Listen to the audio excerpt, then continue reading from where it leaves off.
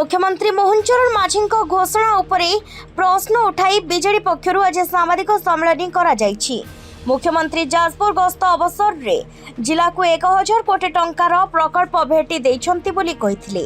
एहार प्रतिवाद रे जाजपुर विधायिका सुजाता साहू साम्बादिक सम्मेलन करी कहिछन्ति जे पूर्वतन मुख्यमंत्री नवीन पट्टनायक को उद्यम रे जाजपुर जिला रूपांतरित होईछि। नवीन सरकारଙ୍କର अवदान को मोहन सरकार निजर कृतित्व बोली दाबी करबा निंदनीय।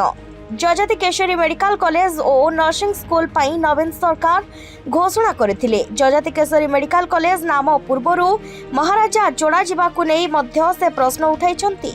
सेपरि मुख्यमंत्री को उपस्थिति रे जिला बीजेपी सभापति को जिला महोत्सव भली सरकारी मंच रे अतिथि सजाइबा घटना को से समालोचना करथिले। बिरजा प्रकल्प कथा, बराह मंदिर कथा, विभिन्न प्रोजेक्ट कथा विधानसभा रे मध्ये उपस्थापन करिछि। तार उत्तर मध्ये मु एपर्यंत पाई नाही।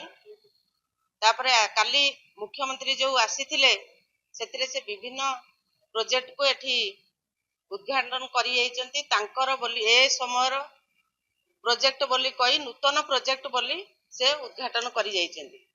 किंतु आजि मोर कहिवा कथा जदि प्रकृतर से विकास चाहूचंती, जाजपुर डेवलपमेंट चाहूचंती, ताले प्रकृतर से विकास करंतु। प्रत्येक प्रोजेक्ट को नूतन प्रोजेक्ट भावरे दियंतु।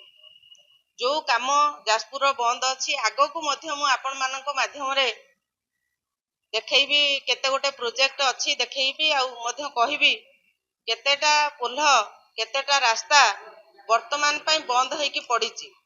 टेंडर मध्य कैंसल करिसेंती वर्तमान सरकार।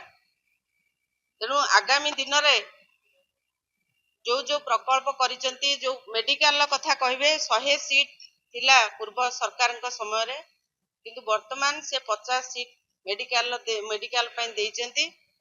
तेणु काहे कि सेटा जाजपुर प्रति एमिति मनोभाव तांकर जो जाजपुर प्रति वैमुतिक मनोभाव अछि।